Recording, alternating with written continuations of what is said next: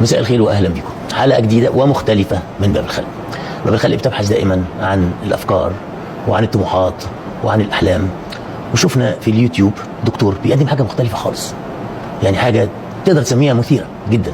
دكتور ضياء العوضي استاذ مساعد الرعايه المركزه بمستشفى الدمرداش. وانا كنت شرفت بان انا رحت زرت الرعايه المركزه في مستشفى الدمرداش، ليه طبعا عين شمس. وشرفت بالدكتور ومجموعه كبيره من الدكاتره، والدكتور اسماعيل اللي هو كان رئيس القسم وقتها، بيعملوا شغل رائع في هدوء وفي صمت زي ما بيقولوا. الدكتور ضياء رغم ان هو دكتور رعايه مركزه، الا ان هو بدا حصل له في حياته حدث غير اتجاهه، وبدا يشتغل في حاجه اسمها التغذيه العلاجيه. فانا قلت له يعني العلاج بالتغذيه؟ قال لي لا، التغذيه العلاجيه. صح يا دكتور؟ صح. اهلا بيك يا دكتور، شرفتنا. ميرسي. اهلا وسهلا. اهلا جدا. الاول نعرف من حضرتك قصه التحول. انت دكتور في رعايه مركزه في مستشفى كبير الدمرداش في عين شمس، وبتعملوا شغل ممتاز، وانا شفته بعيني، وشفنا حالات قريبه مننا بتتعالج عندكم، مجهود جبار بصراحه. الحمد لله رب العالمين. حصل لك تحول في حياتك، لك قصه زي كل واحد فينا له قصه. هو لو الموضوع حضرتك عايز تعرف انا ليه بدات اغير فكره نظري في الطب في العموم، مش انا بس اللي عايز اعرف، كمان الناس اللي هي بتشوفك في اليوتيوب ومتابعينك، فعايزين يعرفوا مين هو الدكتور ضياء ده. انا بعد ما خدت الدكتوراه 2011 اشتغلت استشاري عادي، خدت لقب مدرس في كليه الطب قسم الرعايه المركزه، بنشتغل مع الحالات اللي بتوصل لنا، بنقدم بيها نتائج. الكلام ماشي معانا سو سموث لحد ما دخلت علينا الكورونا، بدانا نشوف مضاعفات غريبه. اعمار صغيره بعد الكورونا او بعد الفاكسينيشن بدات يحصل لها مشاكل كتيره. المصل بعد المصل، ما المصل انا حتى دلوقتي في عيادتي بعتبره اكنه اصابه، يعني لو واحد قال لي جالي كورونا مره او خدت التطعيم مره اكنه جاله اصابه بالنسبه لي طبعا. الجهاز المناعه بتاعه نفسه كله اترج. من كام سنه والدي كان تعب وكنا شخصنا الموضوع ان هو يعني كانسر كولون او سرطان في القولون. طبعا هو طول حياته تغذيه كانت خاطئه من وجهه نظري بتاعت النهارده، اللي هو بياكل فيها كل الممنوعات اللي انا النهارده بفرضها على الناس كلها ممنوعه. طبعا انا كنت حرمته منها بقالي كذا سنه، لان احنا بقى كان طبعا هو من سن الاربعينات بدا يعني من ضغط، سكر، شرايين، كوليسترول، بدا يجي له اللي هي الاوبستراكتيف سليب ابنيا، اللي هي الاختناق اثناء النوم. فدخلنا في مشاكل بقى اللي هي العاديه اللي احنا بنسمع عنها ومع تبعاتها يعني.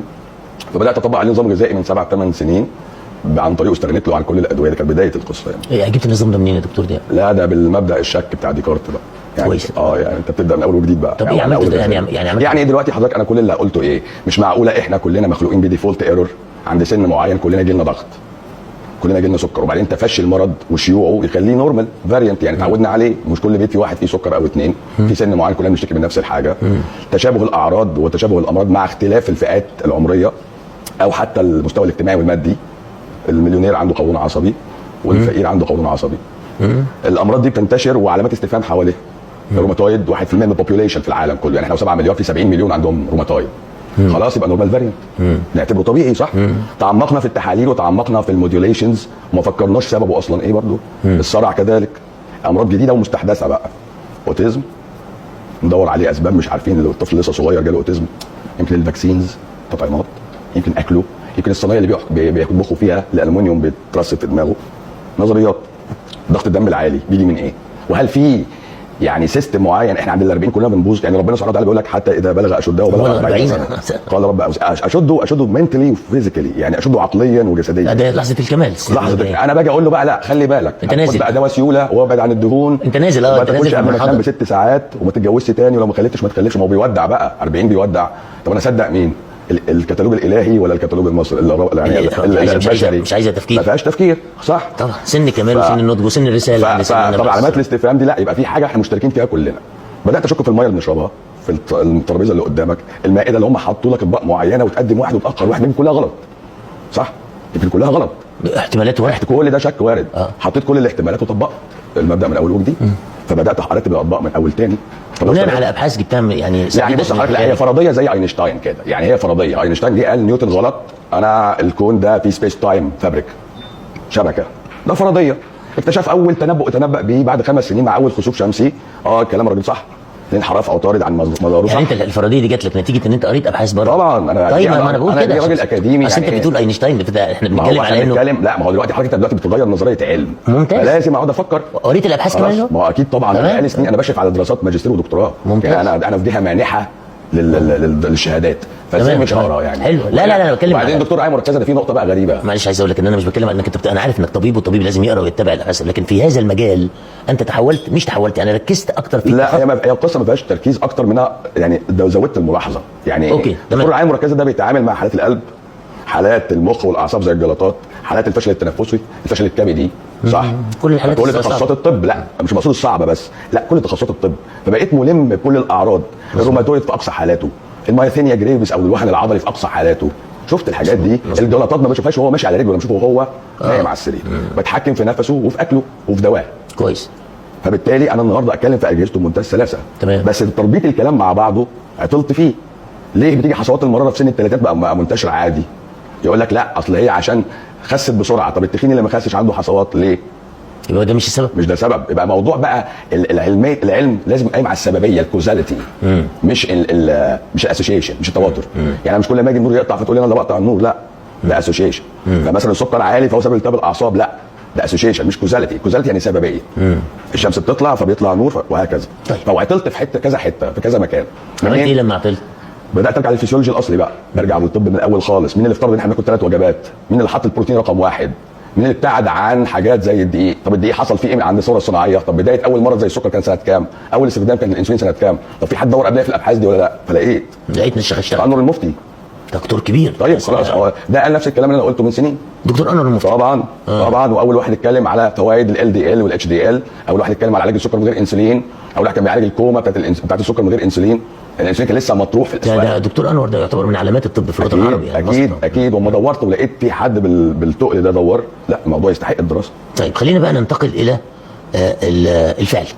انت بحثت وقريت ولقيت دكتور كبير عندنا عشان اشتغل في الحكايه دي، واكيد في دكاتره تانيين. بس انا عرفت ده ليت لي بعد ما كنت بدات مشواري خلاص. اوكي تمام. وصلت لايه بقى؟ لا حققنا حاجات على ارض الواقع كبيره جدا الحمد لله. يعني في امراض كتيره جدا عملتها في المستشفى عين شمس؟ لا ما فيش في المستشفى، لا ده في عيادتي الخاصه. عملت ايه بقى؟ مشينا الناس على بروتوكول الغذاء بتاعنا، وقللنا الادويه بعد كده تدريجيا، وبعد كده معظم الامراض اللي حضرتك تعرفها وقفنا لها الدواء، من عند السكر والضغط، ارتجاع المريء، قولون عصبي. انت حضرتك عارف طبعا يعني انت بتقول كلام انا بقول الكلام حضرتك مدهش، وعشان كده انا يعني اتشرفت ان انا نتقابل عشان الكلام ده عايز بس نفصص. يعني السكر نوع اول ونوع تاني. بص حضرتك اقول لساعتك كل الامراض عندي انا ببص لها سواسيه. ازاي؟ لا انا معلش عايز اوصل لمثلا السكر نوع اول نوعين عالجته ازاي؟ بالاكل. امتنع عن 1 2 3 وبطل الدواء خلاص. ده سبب مرضك اهو. انا بثبت لك ان مرضك مش حاجه عيب خلقي فيك ولا انسولين ناقص ولا الكلام ده. يعني انا عندي عيان عامل معايا لايف امبارح ماشي على النظام بتاعي، شايل الانسولين وشايل درجه الكوليسترول، كان عنده قرحه في رجليه وكانت هتتقطع صباعه، وسكره فضل محافظ عليه معلق 600 ده حاجه رهيبه. تمام. يعني ممكن يموت فيها صح حسب النظريه القديمه صح. رقم صعب. والراجل رجليه خفت وطلع معايا في اللايف من السعوديه، هو ما شافنيش، هو اتبع كلامي بس. بعد ما كان يقطعوا صباعه الكلام ده حصل في اللايف، وطلع ورانا صباعه وهو سليم، ونزلت تاني يوم الفيديو بتاع صباعه من شهر ونص. وخد وقت قد ايه؟ شهر ونص. شهر ونص. ما بتكلمش في كتير. انا تجربتي بتاخد من 4 ل 6 اسابيع مع اول بوادر. طب ده سكر كله عندي سواسيه. اصل سبب واحد، اختلفت الاعراض والسبب واحد. ازاي؟ الفرضيه بتاعتي بتقول ان المرض لو ليه مثلا 17 مدخل للجسم، من عند الاوفر ويت اللي هو البدانه لحد السرطان مثلا، وفي النص ستيشنز كتير، محطات كتير زي الضغط، زي الذبحات، السكر، سكه جلطات الدماغ، الامراض الروماتيزميه والمناعه، امراض فشل الاعضاء المتعدده مثلا يعني. تمام. بس انت مش لازم تعدي على دول كلهم. ممكن الواحد ياخد واحده ربنا يعافيكم جميعا يعني. هي حسب العيله بقى، ده هنا جينيتك ماب بتلعب دور بقى. العيله دي بتاعت انا كنت مخلي موضوع الجينات ده في الاخر بس كويس. والامراض النفسيه بالمناسبه كمان من ضمن الخط اللي انا قلته ده خلاص. يعني الامراض النفسيه بكاملها من اول الاكتئاب لحد البايبولر والحاجات السكيزوفرينيا والحاجات دي كويس. الحاجات دي كلها خطوط الامراض او اللي انا بشوفها قدام عيني، او دي تخصصات الطب اللي احنا بنشوفها كويس. كل دول مش هيحصلوا قبل ما العين ده يشتكي من قولون عصبي او ارتجاع مريء او كلاهما.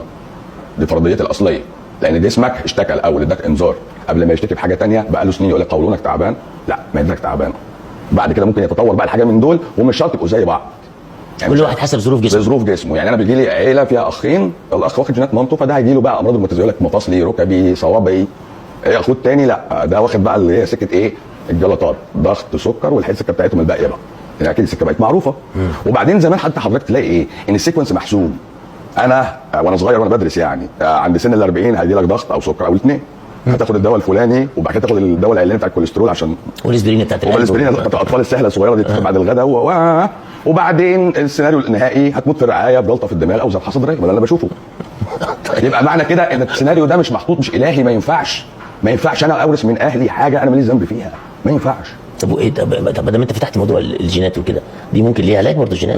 مفيش حاجه اسمها اورث مرض، انا يورث دين يورث فلوس، لكن اورث مرض. بس العلم اثبت ان الجينات مفيش يا بيه، مفيش. لو انا في جين بيتورث بتاع سكر نقضي عليه، يعني نمسكه اوكي، يعني نخلص في، عليه. يبقى اذا في، بس احنا نقدر نتعامل معاه. لا مفيش. انت دلوقتي حضرتك احنا بنقول المرض رانين فاميليز، يعني ايه؟ بيجري في العيله، لكن انا ما عنديش اثبات جيني.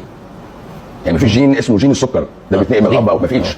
احنا بنقول بنشوف بعينينا فبنسميه رانين فاميليز، يعني بيجري يعني فاكر بنسميه ليه جيناتيك بريدسبوزل، لكن هو مش صح، مش حقيقه يعني. انا بورث عادات اكل، فتلاقي البنت تيجي يعني تاكل اكل مامتها فيجي لها نفس امراض اهلها مامتها، ونفس الاكل برضه كويس، فكره برضه. احنا بنورث عادات اكتر من جينات.